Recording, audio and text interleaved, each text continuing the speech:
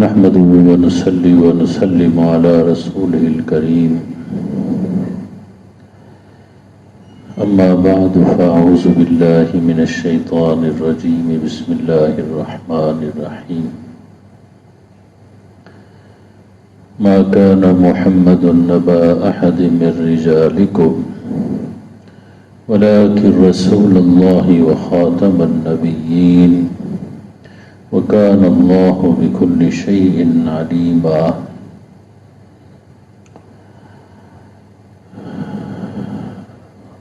وقال رسول الله صلى الله عليه وسلم لا عدوى ولا طيرة ولا هامة ولا صفر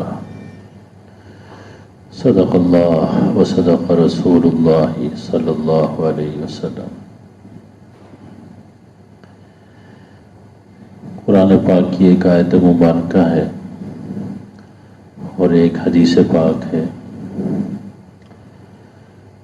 دو چیزوں کے بارے میں بات کریں گے۔ ایک تو ستمبر کا مہینہ ہے، 7 ستمبر کو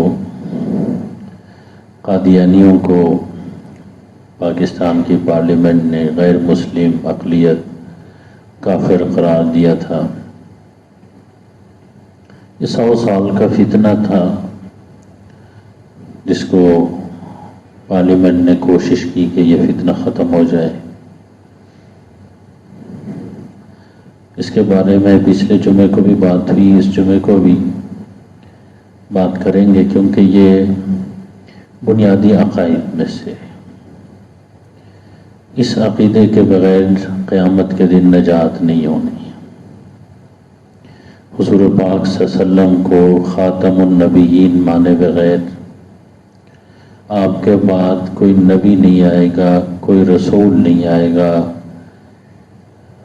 آپ کے رسالت کے اوپر ایمان اسی طرح مکمل ہو جائے گا۔ آپ کو صرف رسول نہیں ماننا بلکہ خاتم النبیین بھی ماننا، یہ ہمارے ایمان کا بنیادی تقاضا ہے۔ اس کے بغیر کوئی بندہ مسلمان نہیں ہو سکتا۔ اس لیے یہ انتہائی نازک معاملہ ہے، اس کو بار بار سمجھنے، سمجھانے، دل میں بٹھانے، رگ رگ میں بسانے، دل و دماغ میں رچانے کی اس کو ضرورت ہے۔ اور اس کے ساتھ چونکہ سفر کا مہینہ بھی چل رہا ہے تو اس حوالے سے بھی مسلمانوں کے اندر بہت ساری غلط فہمیاں ہیں، بہت ساری چیزیں جو کہ ایک مسلمان کی شان نہیں کہ وہ ایسا سوچے۔ ایک مسلمان کا ایمان اس کو یہ اجازت نہیں دیتا کہ اس قسم کی سوچ رکھے، اس قسم کے افکار اور اس قسم کے نظریات، اس قسم کے خیالات رکھے۔ ان کی نشاندہی بھی ضروری ہے تاکہ ہم سب مل کے اپنے ایمان کو مضبوط بنانے، پاک صاف بنانے کی کیا کریں، کوشش کریں۔ یہ جمعے کے دن جو مجلس ہوتی ہے اس کا یہی مقصد ہوتا ہے، کوئی ووٹ لینا تو مقصد نہیں ہوتا، کوئی جلسہ ہو رہا ہے نعرے لگیں گے ایسا تو ہے نہیں۔ مقصد یہ کہ اپنے دین ایمان کی حفاظت کرنا، ایمان کے اجزاء کیا ہیں، ہمیں ایک مسلمان بن کے کیسے رہنا ہے، ایک مسلمان کی زندگی کس طرح ہوتی ہے، ہر جمعے کو اسی پر بات ہو۔ کیونکہ میں جو خطبہ دیتا ہوں اس میں 2 چیزیں میرے سامنے ہوتی ہیں۔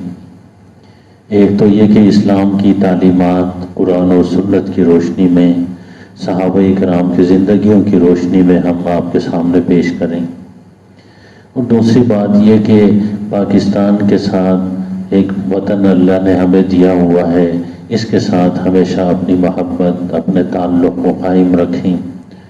تو یہ 6 ستمبر کو یوم دفاع بھی ہے، گزر چکا ہے۔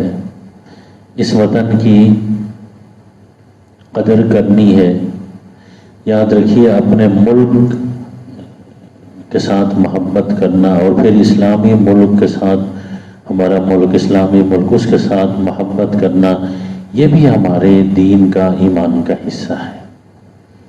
بخاری شریف میں یہ موجود ہے کہ وطن کی محبت بھی ایمان کا حصہ ہے۔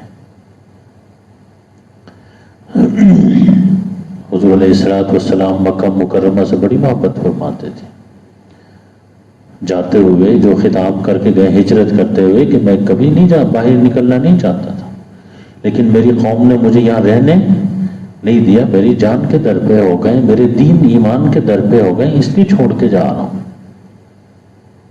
حب الوطن من الایمان، اور پھر اسلامی حکومت ہو۔ تو سفر کے مہینے کے حوالے سے بھی میں ایک حدیث، صحیح حدیث ہے، سیاہ ستہ میں موجود ہے، وہ آپ کے سامنے پیش کرتا ہوں۔ عربی الفاظ تو میں نے پڑھے ہیں۔ نبی کریم صلی اللہ علیہ وسلم فرماتے ہیں کہ لا عدوى ولا طیرۃ ولا حامۃ ولا سفر۔ دیکھیے دور جاہلیت میں بھی یہ توہم پرستی، اسلام میں توہم پرستی نہیں ہے، خدا پرستی ہے۔ وہم نہیں پالنا۔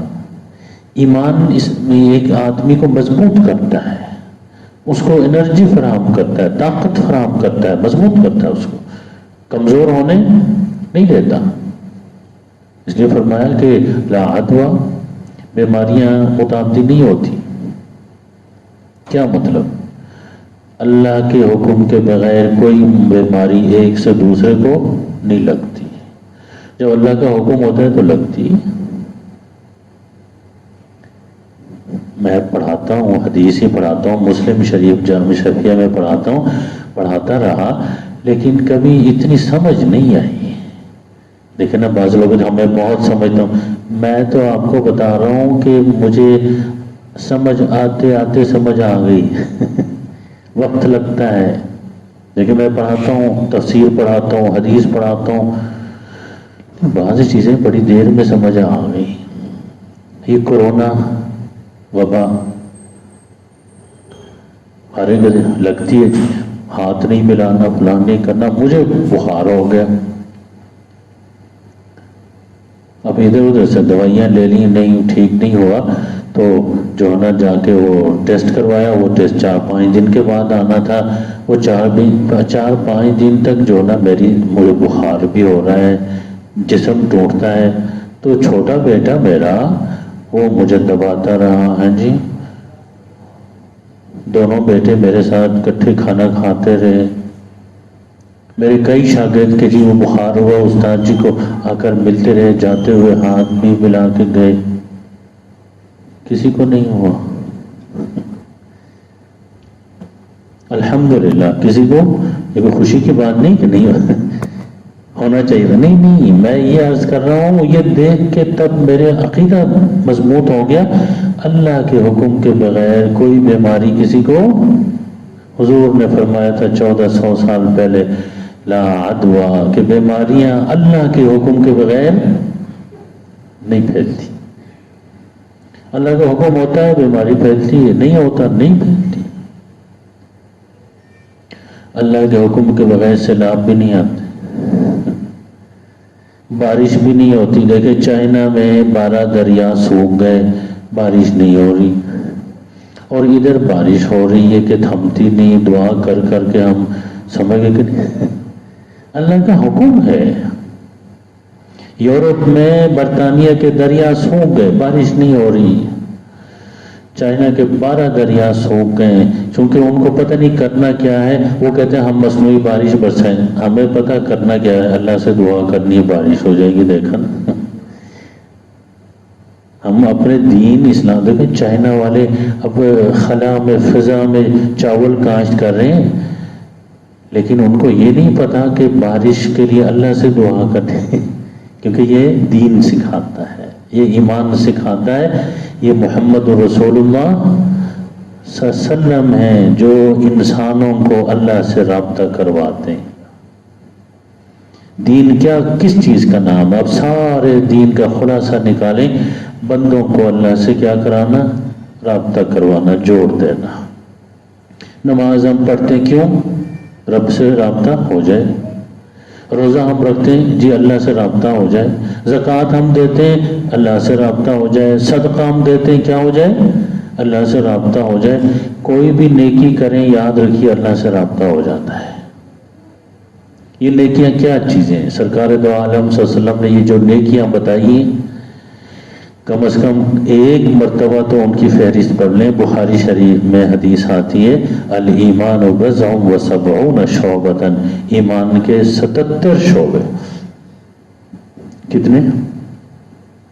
مطلب یہ کہ ایمان لانے کے بعد 77 کام کرنے پڑیں گے، ہر کام کو کریں گے اللہ کے قریب ہوتے جائیں گے، رابطہ بڑھتا جائے گا۔ وہ کون سے کام ہیں؟ یہی جو ان کی فہرست دی ہوئی ہے محدثین نے کہ یہ کام ہے۔ بہت سارے کام ایسے ان کا تعلق ہاتھ کے ساتھ ہے، بہت سارے کام ہے ان کا تعلق دل و دماغ کے ساتھ، بہت سارے کام ان کا تعلق پیروں کے ساتھ۔ نماز انہی میں سے، روزہ انہی میں سے، حج ہم تو سمجھتے ہیں کلمہ پڑھ لیا فارغ ہو گئے باقی دکان کر رہے ہیں باقی فیکٹری چلائیں، نہیں بھائی 77 کام کرنے پڑیں گے۔ اور حضور نے فرمایا ان میں سے ایک دو کی بتا بھی دیا، فرمایا کہ بھئی ادناہا اماطۃ الاذی عن الطریق، سب سے آسان کام جو اللہ سے رابطہ بحال کرنے کا ہے راستے سے تکلیف دہ چیز کو ہٹا دینا۔ پتھر پڑا ہوا ہے، کانٹا پڑا ہوا ہے، اس کو ہٹا دے، فرمایا رابطہ ہو جائے گا۔ یہ مسجد میں آ کے ہم جو بیٹھے ہوئے ہیں یاد رکھیے کوئی پہلے آیا ہوا آدھا گھنٹہ، نماز تو ابھی ہونی ہے، کوئی 1:30 بجے ہونی ہے، کوئی پونے گھنٹہ پہلے آ کے بیٹھا ہوا، ویسے ہمارا سارا جو پروگرام ہوتا ہے وہ 1 گھنٹے کا ہوتا ہے، ذہن میں رکھیں 1 گھنٹے کا۔ پونے 1 بجے بیان شروع ہوتا ہے، اس کے بعد جو ہے نا بھائی بیان، اس کے بعد جو ہے وہ خطبہ، اذان، اس کے بعد جو ہے نا بھائی نماز، دعا، پونے 2 بجے آپ کو فارغ کر دیں گے۔ آپ یہ ٹائم ذہن میں رکھ کے آ رہے ہیں، کبھی 1-2 منٹ پہلے ہو سکتا ہے، کبھی کیونکہ مشین تو ہم ہیں نہیں 1 گھنٹے کا پروگرام دیکھیں، اس میں کتنے سارے کام ہوتے ہیں، نصیحت بھی ہوتی ہے، بیان، دین کی تعلیمات بھی ہم سامنے رکھتے ہیں، اس کے بعد اذان ہوتی ہے، سنتیں ہوتی ہیں، پھر فرض، پھر خطبہ، پھر دعا، اتنے سارے کام 1 گھنٹے میں۔ نماز تو 3-4-5 منٹ میں ہو جاتی ہے، لیکن ہم پہلے کیوں آتے ہیں؟ سرکار دو عالم صلی اللہ علیہ وسلم نے فرمایا جو وضو کر کے تیار ہو کے مسجد آتا ہے نماز کی نیت سے، فرمایا وہ نماز میں ہی ہوتا ہے۔ کیا مطلب؟ اللہ سے اس کا رابطہ جیسے ہی مسجد کے اندر داخل ہوا کیا ہو گیا؟ شروع ہو گیا۔ اس لیے فرمایا کہ جب مسجد میں جمعے والے دن آئیں تو فرمایا کہ بھائی آپ جو ہونا بھائی وضو آپ کا خراب نہیں ہونا چاہیے۔ رابطہ کب تک رہے گا؟ کہتے ہیں وضو برقرار ہے ایک۔ دوسرا فرمایا کہ رابطہ کب تک برقرار رہے گا؟ جب تک آپ کسی کو مسجد میں تکلیف نہیں دیں گے۔ ساتھ والے کو کونی مار رہے ہیں، رابطہ ٹوٹ گیا۔ ساتھ والے کے ساتھ لڑ پڑتے، ہم تو کونی نہیں پتھر مارتے، رابطہ ٹوٹ گیا بھائی۔ ساتھ والے کے ساتھ جھگڑ رہے ہیں، رابطہ ٹوٹ گیا۔ ما لم یؤذی فیہ، یہ الفاظ حدیث میں، جب تک کہ اس مسجد میں بیٹھ کسی کو اذیت نہیں دیتا، تکلیف نہیں دیتا، پریشان نہیں کرتا۔ ہم تو ہر نمازی کو پریشان کرنے کے پیچھے لگے ہوئے بھائی۔ میں بتا رہا تھا لا عدویٰ، اللہ کے حکم کے بغیر کوئی بیماری پھیلتی؟ ہاں، احتیاطی تدابیر اپنی جگہ، وہ اختیار ضرور کریں وبائی بیماریوں میں، لیکن عقیدہ اور ایمان یہ کہ اللہ کے حکم کے بغیر میری آنکھوں کے سامنے یہ ہوا ہے۔ 5 دن کے بعد میرے ٹیسٹ کی رپورٹ آ گئی کہ ان کو تو کرونا ہے، اور اچھا ہوا 5 دن کے بعد، کیونکہ وہ شروع میں جو مرحلہ 5-6 دن کا ہی ہوتا ہے ذرا سخت مرحلہ، وہ نکل گیا تھا، مجھے پتہ ہی نہیں تھا، کیونکہ بہت سارے لوگ تو کورونا میں یاد رکھیے بیماری کی وجہ سے نہیں فوت ہوئے، خوفزدہ ہو کے فوت ہوئے۔ وہ 5-6 دن میں سمجھتا ویسے ہی بخار ہے، 5-6 دن کے بعد ریکوری شروع ہو گئی، بہتری آنی، پتہ چل گیا، میں کوئی بات نہیں۔ جو بیٹا میری ٹانگیں، جسم بڑا ٹوٹتا ہے، اس میں ٹانگیں دباتے رہے، الحمدللہ، اللہ کا لاکھ لاکھ شکر، ان کو نہیں ہوا۔ تو حضور کا لا عدوى، اللہ کے حکم پتہ نہیں ہل سکتا، وما تسقط من ورقۃ الا يعلمها، دیکھا پتہ نہیں گرتا اللہ کے حکم کے بغیر۔ ایمان بندے کو مضبوط کرتا ہے۔ لا عدوى ولا طیرۃ، اب یہ تو نہیں کسی کے ساتھ ہاتھ ملایا تو، ورنہ کیا ہوگا، ہاتھ ملایا کورونا ہو گیا تو اگلا بندہ اس کو مارنے لگے کہ تو نے مجھے بیماری لگا دی، میں کہ نہیں، اللہ کے حکم کے بغیر کوئی کسی کو بیماری نہیں لگا سکتا۔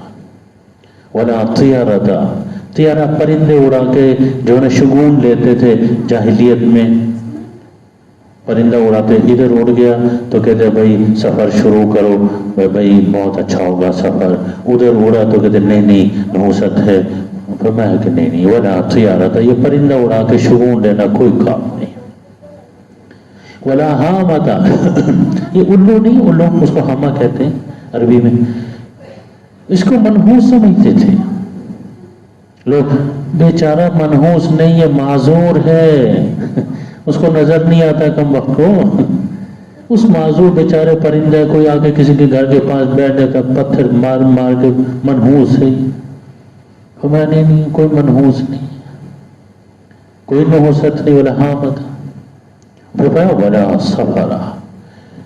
اب دیکھیے پرندہ بیچارہ اس کو منحوس سمجھ کے آدمی اس سے خوف زدہ ہو جائے، فرمایا کہ اللہ کے حکم کے بغیر کوئی پرندہ کسی کو نقصان، دیکھا ایمان مضبوط کرتا ہے۔ انسان اشرف المخلوقات ہے، الو دیکھو چھوٹا سا پرندہ ہے بھائی، وہ ہماری تقدیر کا فیصلہ کرے، وہ ہمیں نقصان فائدہ پہنچے، یہ کیا بات ہے؟ حضور پاک صلی اللہ علیہ وسلم نے انسانوں کو بڑا ہی مضبوط کیا اور بڑا ہلکا پھلکا کیا، وہ دماغ میں جو بوجھ تھا نا بھائی الو کو دیکھے نحوست، ہاں جی، ولا سفر، سفر کے مہینے کی نحوست کوئی چیز نہیں ہے، حضور اسلام فرما دیں، صحیح حدیث ہے۔ دور جاہلیت میں سفر کا مہینہ آتا تو لوگ جو ہے نا بھائی وہ خوفزدہ ہوتے۔ اچھا مزے کی بات یہ کہ حضور تو یہ چیزیں سب ہٹا کے انسانیت کو ان بوجھوں سے وَيَزَعُ عَنْهُمْ إِسْرَهُمْ وَالْأَغْلَالَ الَّتِي كَانَتْ عَلَيْهِمْ، حضور آئے اس لیے تھے کہ اس قسم کی باتیں ان بوجھوں کو انسانیت کے کندھے سے اتار دیں، اور اتار کے گئے، پھر چڑھانے والے آ گئے۔ سفر کا مہینہ یاد رکھیے، مسلمانوں میں شادی نہیں کرتے، منحوس ہے چیز، سفر کا مہینہ کیا ہے، منحوس ہے، شادیاں نہیں کرتے، اور جو نکاح خان ہیں وہ بڑے سخت ناراض ہیں، وہ کہتے ہیں حضرت بتائیں کہ کوئی منحوس نہیں ہے، کاروبار ٹھپ ہو گیا۔ ہمارے سارے شاگرد مبنی مسجدوں میں نکاح خان ہے، تو وہ کہتے ہیں کہ جی کوئی نکاح، محرم کا مہینہ، اس میں پھر کہتے ہیں نکاح نہیں پڑھانا، پھر 2 مہینے بے روزگار ہو جائیں، بجلی کا بل آ رہا ہے، اور یہ بجلی کا بل نحوست کو دیکھتا نہیں ہے، سفر کو نہیں دیکھتا، محرم کو نہیں، آ ہی جا رہا ہے اور اتنا لمبا چوڑا آ رہا ہے، نکاح کوئی نہیں آ رہا ہے کہ کوئی فیس مل جائے، ہیں جی، کہتے ہیں کہ جی لوگوں کو سمجھائیں، میں نے کہا بالکل سمجھا دیں گے جی، لیکن بہرحال بات یہ کہ سرکار دو عالم صلی اللہ علیہ وسلم نے فرمایا ولا سفر، یہ سفر کی نحوست کوئی چیز نہیں۔ فیصلے عرش پر ہوتے ہیں، ہم تلاش کر رہے ہوتے ہیں فرش پہ، فیصلے یہاں، اب یہ فیصلے سارے عرش پہ ہوتے ہیں۔ ایک تو یہ بات کرنی تھی ختم نبوت کے حوالے سے، یاد رکھیے نبی کریم صلی اللہ علیہ وسلم، دیکھیں خاتم النبیین قرآن میں تو آ گیا، ما کان محمد نبا احد من رجالکم، محمد صلی اللہ علیہ وسلم تم مردوں میں سے کسی کے باپ نہیں، ولکن رسول اللہ، لیکن اللہ کے رسول ہیں، کیا مطلب، روحانی باپ تو ہیں، وخاتم النبیین، اور نبیوں کے اوپر مہر، یا نبی آخری نبی۔ لیکن بات یہ ہے کہ کوئی چور دروازہ نکال سکتا تھا، خاتم النبیین کا کوئی اپنی مرضی سے معنی نکالے ہیں جی، جیسے مرزا غلام احمد قادیانی نے نکالا کہ جی میں حضور صلی اللہ علیہ وسلم خاتم النبیین ہے جی، میں تو ذلی نبی ہوں، بروزی نبی ہوں، بروز کہنا ظہور۔ بس پوچھا گیا کہ اس کا کیا مطلب ہے؟ کہنے لگے کہ جی حضور علیہ السلام کے اتباع اور پیروی اور ان کے دین کے اوپر چلنے سے ایسا ہو جاتا ہے کہ بھائی حضور علیہ السلام اسی مرزا غلام محمد قادیانی کے روپ میں آ گئے۔ بروز کا مطلب ظہور، حضور کا دوبارہ ظہور ان کے اندر ہوا۔ وہ کہتے ہیں مرزا غلام محمد قادیانی میرے ذریعے سے ظہور ہوا، تو یہ ختم نبوت کے خلاف نہیں۔ یہ چور دروازے نکالے جا سکتے تھے، اس لیے حضور صلی اللہ علیہ وسلم نے فرمایا انا خاتم النبیین، میں خاتم النبیین ہوں۔ آگے وضاحت کر دی لا نبی بعدی، میرے بعد نہ ذلی نہ بروزی نہ اصلی نہ کچھ بھی نبی پیغمبر نہیں آ سکتا۔ کیسا ہے چور دروازہ بند کر دیا سرکار۔ اور تقریباً یاد رکھیے ختم نبوت کے اوپر 200 احادیث موجود ہیں۔ کتنی؟ 100 آیتیں قرآن پاک جن میں کہا گیا کہ حضور آخری نبی، جن سے پتہ چلتا ہے 200 احادیث۔ ترمذی شریف حدیث ہے، نبی کریم صلی اللہ علیہ وسلم فرماتے ہیں ان النبوۃ والرسالۃ قد انقطعت فلا رسول بعدی ولا نبی، فرمایا کہ رسالت اور نبوت میرے ساتھ ہی منقطع، میرے بعد نہ کوئی رسول ہے نہ کوئی نبی ہے، نہ ذلی نہ بروزی نہ اصلی نہ فلاں نہ ڈھمکا۔ ایک مجلس تھی علماء کی، وہاں کافی پہلے کی بات ہے۔ دیکھیں یہ علماء جب آپس میں بیٹھتے ہیں نا، ان کی باتیں بڑی پیاری ہوتی ہیں، لیکن عوام میں آتے ہیں پھر یہ فرقہ واریت پھیلاتے ہیں۔ مجھے پتہ نہیں عجیب سا لگتا ہے یہ۔ علماء کی مجلس تھی، وہاں پر حافظ عبد القادر روپڑی رحمہ اللہ وہ بھی موجود تھے، اہل حدیث مکتب فکر سے ان کا تعلق ہے۔ ان کی باری آئی بات کرنے کی تو کہنے لگے جی مجھے امام ابو حنیفہ رحمہ اللہ کا یہ مسلک بہت اچھا لگتا ہے۔ کیا جی؟ امام ابو حنیفہ رحمہ اللہ کی یہ فتویٰ مجھے بہت اچھا لگتا ہے۔ ہم بھی حیران ہو گئے، اہل حدیث بھائی امام ابو حنیفہ کی تعریف کر رہے ہیں جی، کوئی کان بج تو نہیں رہے؟ علماء کی مجلس سے کہنے لگے بات بھی صحیح ہے ان کی، کہنے لگے امام ابو حنیفہ رحمہ اللہ نے فرمایا کہ سرکار دو عالم یہ حافظ جو ہے نا بھائی وہ روپڑی صاحب فرما رہے ہیں، امام ابو حنیفہ فرماتے ہیں کہ حضور علیہ السلام کے دنیا سے رخصت ہونے کے بعد اگر کوئی نبوت کا دعویٰ کرے وہ تو کافر ہو ہی گیا، مرتد ہو گیا۔ فرمایا کہ جو اس سے دلیل مانگے وہ بھی اسلام سے خارج ہوگا، جو اس سے معجزہ طلب کرے، چل بھائی معجزہ دکھا کے دے، یہ بندہ بھی اسلام سے خارج ہوگا۔ کیوں؟ اب اس کی وضاحت میں کر دیتا ہوں۔ وجہ یہ ہے کہ اس وقت بھائی دھوپ نکلی ہوئی کہ نہیں؟ ہاں جی، ایک بندہ آتا ہے کہ رات کے 12 بجے دھوپ نہیں نکلی، آپ اس سے دلیل طلب کریں گے؟ دلیل دو جی، نہیں ہوگا پاگل ہے۔ کیا کہیں گے؟ پاگل ہے، دیوانہ ہے، اس کا دماغ خراب ہے۔ کوئی اس سے کیوں؟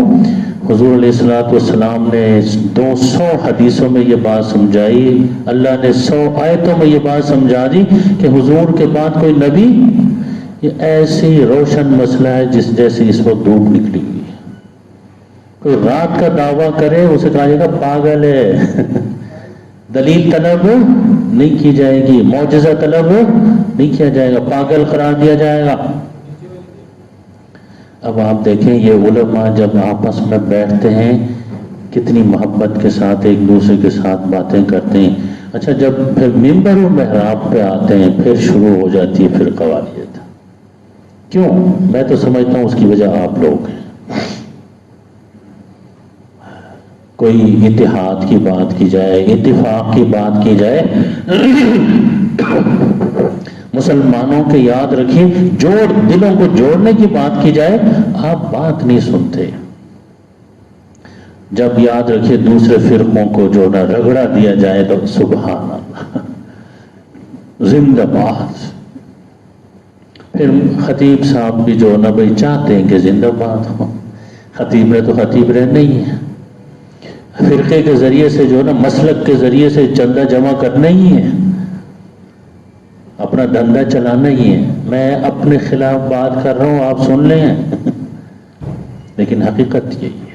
جہاں کہیں بھی علماء کی مجلس ہوئی، میں نے خود ایسے مجالس میں پرویز مشرف کے دور میں مدارس کے بارے میں بات ہوئی، دیوبندی علماء، چوٹی کے علماء، ایسے نہیں کوئی خطیب مولانا، دیوبندی جو وفاق المدارس کے سربراہ اس ٹائپ کے لوگ، بریلوی مکتب فکر کے چوٹی کے علماء، بہت اچھے لوگ۔ میں تو بڑا حیران ہوا ان کو دیکھ کے، اتنے بڑے ادارے کے سربراہ، بریلوی مسلک کے اتنا بڑا عالم، آپ حیران ہوں گے، موٹر سائیکل پہ آئے تھے۔ کس پہ آئے تھے؟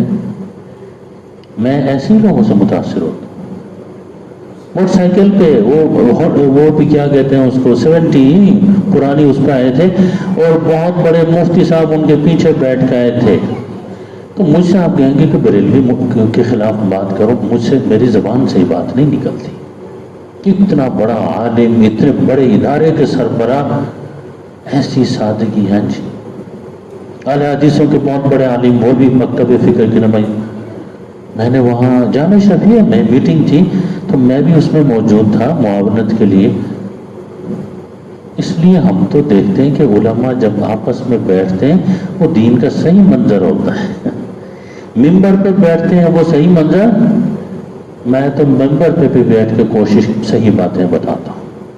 اللہ کے ولیوں، فرقہ واریت کو قریب نہیں آنے دینا۔ مسلمان بنو، مسلمان، یہ مسلمان ہونا ہمارے لیے کافی ہے۔ قبر میں یہی سوال ہونا ہے۔ کیا سوال ہونا ہے؟ سوال ما دینک، تمہارا دین کیا ہے؟ دین ہمارا کیا ہے؟ اسلام ہے۔ باقی مسلک حنفی ہو، شافی نہیں، اہل حدیث ہو نہیں پوچھا جائے گا۔ جس چیز کا پوچھا نہیں جانا اس کے بارے میں مری جانا، اور جس چیز کا پوچھا جانا پہلی فرصت میں قبر میں بھی، اس کے بارے میں کوئی فکر مندی نہیں۔